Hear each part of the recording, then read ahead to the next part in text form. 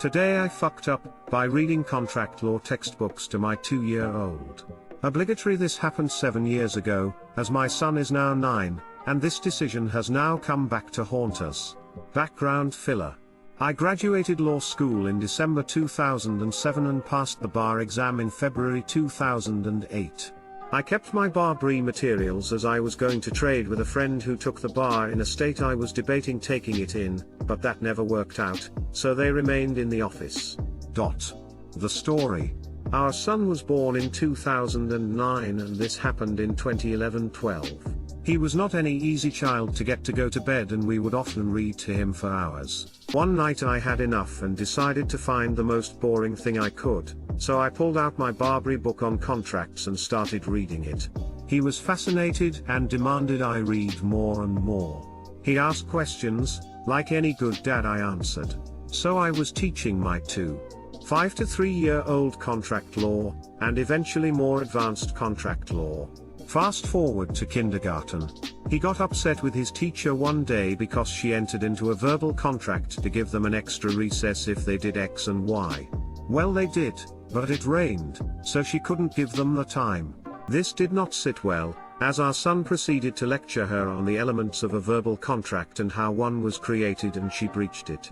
She had no answer for him, and we had a talk about it with her. Unfortunately, this behavior didn't stop. He would negotiate with adults for things he wanted, and if he felt he performed his side of the contract, he would get angry if they breached. He will explain to them what the offer was, how he accepted it, and what was the consideration. And if they were the ones who made the offer, he would point out any ambiguity was in his favor. When they tried pointing out kids can't enter contracts, he counters with if an adult offers the contract, they must perform their part if the child did their part, and they cannot use them being a child to withhold performance. This eventually progressed to him negotiating contracts and deals with his classmates in 2nd grade. Only now he knew to put things in writing, and would get his friends to sign promissory notes. He started doing this when they started doing word problems in math. He knew these weren't enforceable, but would point out his friends did not know this. We eventually got him to stop this by understanding he couldn't be mad because he knows they can't form a contract. It culminated in 3rd grade when he negotiated with his teacher to have an extra recess. This time, he remembered to have her agree that she would honor it later if it rained, which it did. So then she said she wouldn't, and he lost it and had to see the principal, who agreed with him and talked to the teacher. Now that this happened, we had to also see the principal to discuss this. She is astounded how good he is at this, but acknowledges we need to put a stop to it. So it is now put in his education plan that adults cannot engage in negotiation with him, as he is adept at contract formation and tricking adults into entering verbal contracts. Too long didn't read. I taught my 2 to 3-year-old contract law out of desperation to get him to go to bed. When he got to school he used these skills to play adults. Edit. When I say put a stop to it, I mean the outbursts when adults don't meet their obligations in his eyes. The principal encourages him to talk out solutions and to find compromise. Edit 2, clarified the timeline and added context. Not quite at this level, but I had a discussion with my dad when I was about 6 to 7 about why businesses were where they were, and houses were where they were, etc. And of course he tells me about residential zoning and business districts and a bunch of other things of that type. Then one day in 2nd grade, the teacher was reading a story, and in the story, someone opened a business in a neighborhood. Apparently, me asking about the zoning of the residential area really threw her off. Stop playing SimCity and learn about mixed-use zoning. I admit that I find it somewhat hard to believe, but it's definitely a funny story either way. XD. I'm glad someone said it. Right, 2 to 3-year-old learning about contract law. Aside from outbursts when an adult fails to honor a contract, not really seeing a huge problem here. Kind of sounds like maybe the primary lesson might be for the teachers to stop taking the easy route, and making dishonest deals with kids, which they have no intention of honoring, in order to get the desired behavior out of the children. That the other children are either not developed enough to detect the dishonesty, or too timid to speak out against it, should not excuse dishonesty. At the very least, being dishonest with the kids is sending several subtle messages to the kids on subjects such as teachers, authority figures, cannot be trusted, etc. Damn, more like today I fucked up by making a fucking beast. Maybe this isn't even a fuck up. I can't help but think all his classmates stood up and clapped. Today I fucked up by smegoling at my new job. This happened today. About 20 minutes ago, to be more precise. I just started a new job about a month ago. It's a quiet office environment. I only really know the people immediately around me, but everyone's been super nice to me so far. One of the things I love about this place is they have a bunch of free breakfast stuff in the break room. This morning I thought a bagel sounded nice, so I went to go toast one up. This is where the FU begins. I separated the bagel into two halves and went to put it in the toaster. I've only ever owned peasant toasters, but this stainless steel bad boy had all the bells and whistles, including a bagel setting. I figured it wouldn't hurt, so I punched it and waited. While I stood there, my mind began to drift.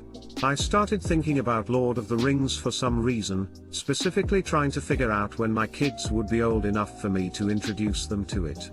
I heard the door to the break room shut and assumed the only person who had been in there with me had just left. Then the toaster dinged and my bagel popped up. I took it out and was struck by how amazingly it had toasted.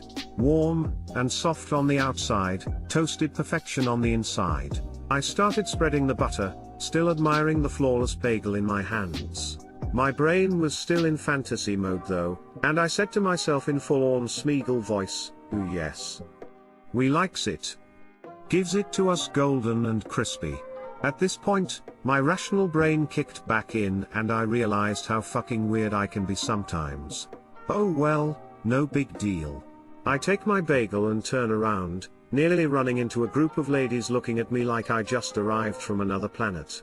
I tried to give a polite smile, but I'm sure the surprise and wave of awkwardness I was experiencing made that creepy too. I shuffled past them, and am now hiding at my desk. I'm sure it's just a matter of time before the new guy is rebranded as the multiple personality weirdo who talks to himself. Shit. Too long didn't read, talked like Smeagol while buttering my bagel and was overheard by my new co-workers. Instant shame. Only option now is to go full Smeagol, I'm afraid. You can never drop out of character as long as you work there. That was a joy to read. Thank you for effing up. Was it an everything Smeagol? Edit, thanks yous for the silvers my precious. I didn't hunch over, but there may have been some widening of the eyes. Voice-wise, yes. I went all in. Well, you gotta come into the office on Halloween dressed as Smeagol now. No two ways about it. Carry a bagel around calling it my precious and ask about those dirty filthy hobbitses. Bonus points because a bagel fits on a finger like a ring. If the co-workers get too weirded out, he can just slip the bagel on his finger and become invisible. The more important question remains. Don't think he knows about second breakfast, Pip. Red apple. Today I fucked up by kicking a chestnut, stopping traffic for an hour and getting cornered by a lynch mob. So obligatory this happened yesterday, but I'm still traumatized as I've never really encountered confrontation on such a big scale. So let me set the scene first. I live, and grew up, in a fairly densely populated city in Europe that has a good amount of nature patches. The people are genuinely quite friendly and usually not too short-tempered unless strangers, a.k.a. non-locals, are involved. The location of this FU was a pretty busy junction just down the road of my flat, think 2 car lanes, cycling lanes and pedestrian crossing. Anyway, it was just before rush hour, around 4 PM, and the sun was grilling everyone in Europe, climate change, yay, for the past 3 weeks. I was strolling down the road towards the junction, completely blanking my surrounding as I was trying to come up with the perfect dish to surprise my GF in the evening. Picture that quiet guy just minding his own business, head down, focusing on every single step. Yep, that's me. Suddenly, I bump my head into a rock, or so I initially thought. I look up. It was the largest man I've ever seen, about the size of the mountain from Got. He looked like a bodybuilder on steroids with a side of extra muscle. Let's call him Arnie. I was startled for a second before I see his buddy, let's call him SLY, who was quite a bit shorter but just as wide as he was tall, so still quite intimidating for an under-the-radar guy like me. Oi, watch where you are going, I bellow. JK, obviously Arnie did. So being super alpha and dominant, I mumble sorry and move around them to continue my walk to the supermarket. I mean, how the F backslash. Was I meant to walk past them when they literally block the whole pavement standing next to each other? I think and kick a chestnut out of frustration, metaphorically releasing and passing on all my problems. And oh boy, that worked, somewhat. What happens next I could not have imagined in 1,000 lifetimes. Hey, I mean, even with the current AI technology, I doubt they would have been able to predict that outcome. I see the chestnut flying Roberto Carlos style towards the junction. Hell, I heard the crowd roaring, and it probably even broke the sound barrier. While the chestnut was still in flight, I raise my hand in pride, having reclaimed my manliness with this superb treasure of a shot. And I'm talking the eager please pick me Keen Bean Susan from middle school hand raise. No, Susan mayonnaise is not an instrument. Suddenly everything kept coming down. The chestnut flew past a motorcyclist, around 3 feet high, who must have registered some kind of movement in front of him, and he immediately hit the brake. Remember how I said they had nature patches in the city? Well, the city installed sprinklers to keep the grass hydrated and green, but they somehow have their own spirit and love releasing water into the most inconvenient directions. You guessed it, despite almost 40 degrees Celsius, there was a puddle the size of a small American town right there in front of the braking motorcyclist. His braking turns into sliding, into rotating, into falling, and finally into that metal to asphalt screeching halting. Behind him, a red car doesn't manage to brake in time but does a fast and the furious drift and slides past the motorcycle, also coming to a halt in the middle of the crossing around 5 meters away from the motorcyclist. Then my attention is caught by the opposing lane as the red car just cut off a blue car's path, who does the same drift, thanks to the puddle, and ends up head-on with the bumper wrapped around the traffic light post. By a miracle of God, or chance for the atheists, the post was harder than a dick after a 2-week dry period and withstood the incident without giving in. Yet the 10 or so pedestrians waiting behind it scattered away, with 2 stumbling over each other and falling flat-faced. What followed after this was the loudest concert of honking cars and screaming, followed by screeching brakes from all directions. And then a split second of silence. Until I hear a majestic roaring that Simba would be proud of. Dude, what the fuck? Yup, Arnie and Sly walk up behind me and instantly get the attention of about another 10 surrounding pedestrians that just at that moment exited the supermarket next to me. They start to explain what they saw to the others, me causing this accident on purpose and celebrating, and suddenly an elderly man, let's call him Miyagi, grabbed my wrist with the iron grip of a Cyberman. At that moment my life flashed in front of my eyes. My future, my spotless criminal record, my clumsy soap handling skills, and my virgin butthole. I was not going to make it a single night in prison. Suddenly the commotion starts. Picture a Real Madrid versus Barcelona team versus team fight. All traffic stops, everyone gets out of their cars and comes towards our little ensemble, shouting. I've never seen a crowd agree that fast on anything, but within 30 seconds everyone was pointing at me with red faces, anger in their eyes, and most of them looked like they were going to release their Super Saiyan form on me while I was still trying to flee Miyagi's claws. I know, statistically not all of them could have been Super Saiyans, but still. What I haven't mentioned yet is that I actually look fairly mixed race and live in a very white neighborhood, so within another 30 seconds many of the screams were more racist than incident related. Immigration and progressive Europe, yay. Throughout I just kept silent and head down as about 30 people by now were surrounding me, still triangled by Arnie, Sly, and Miyagi, so that my voice would have drowned anyway. After about another 5 minutes, which felt like an eternity, the golden opportunity arrived. I think Sly took some pity with me and signaled a countdown with his left hand so only I could see, and pointed into his direction. I am no fighter, but I took one class of Wing Chun back in high school, and in a spark of genius it all came back to me that moment. Trap the dragon's head, the tail bites, trap the tail, the head bites. As I got down to his last finger, I do the kung fu twist with my arm, break Miyagi's iron grip around my wrist and start dashing towards Sly. For a split second I thought I'd run into a muscle wall for the second time this day, but in the last moment, he moved his 300 pounds out of the way with the swiftness of a ballerina. Damn, I was impressed. And then the sprint of a lifetime started. I was Powell, Bolt, and Blake at the same time. I ran like my butthole depended on it. Well, it kinda did. Luckily the mob never bothered to stand behind Arnie and Sly cause they figured I'd never get past them, so I didn't actually have to tackle anyone on my escape, no potential assault charges, yay, and continued down the road.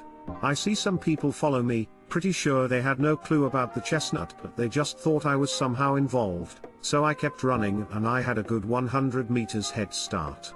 I was just in front of my apartment block when I had the second spark of genius of the day. There was no way I would show them where I lived, so I ran for another 10 minutes further than any man has run ever before, about 2 kilometers, until I reached a park to lie down. I was pretty sure that I lost most people when I passed my flat, thank God for the heat, but I had to be sure. I cooled down and called my neighbor whose flat looks down on the junction. I told her the whole story. She's a super old family friend, and she couldn't believe I was the guy sprinting away. She was sunning on her terrace. Turns out the motorcyclist got up without injury and the blue and red car drivers weren't harmed either. According to my neighbor, the cops and ambulance were called and they took down the details of all drivers, moved the blue car and treated the 2 pedestrians for about an hour, while all traffic was stopped. Something I didn't realize from my POV, was that a second mob formed simultaneously around the motorcyclist after the crash who blamed him for everything, cause it looked like he just couldn't drive. And guess what? He was a foreigner, so that box was checked. His insurance will probably cover everything, at least that's what my conscience tells me. I haven't left my flat of fear being recognized at the supermarket. My GF was a bit pissed that I made frozen pizza, and I promised myself to never kick a Chestnut again. TL Doctor kicked a Chestnut, distracted a motorcyclist, got out of hand and caused a crash, got blamed by a lot of clueless people, escaped running. Edit, submitted this around midnight and went to bed to wake up to a blowing up inbox. Thanks guys. Also thank you so much for the gold. I put somewhere in the comments that excessive humor is my coping mechanism to deal with things. I apologize if that style really wasn't your jam and will work on semantics for the future. If you did enjoy it, you're welcome. We probably could make great friends in RL. And yes, English is not my mother tongue, and I lived all around, so that's why my units of space and mass are very all over the place. Congratulations, /you/Mitchie say boss 123. This post has been voted by our community Discord channel as the fuck up of the week. Wow. Yeah, my day was boring. You need to improve your situational awareness or you will not survive the zombie apocalypse. At least he's demonstrated his skill at cardio. Jeez man. I think you've turned kicking chestnuts into a new idiom for fucking up. Honestly, I really like this idiom. It's got a nice ring to it. At least you didn't fuck the chestnut. Oh, please don't give anyone good ideas.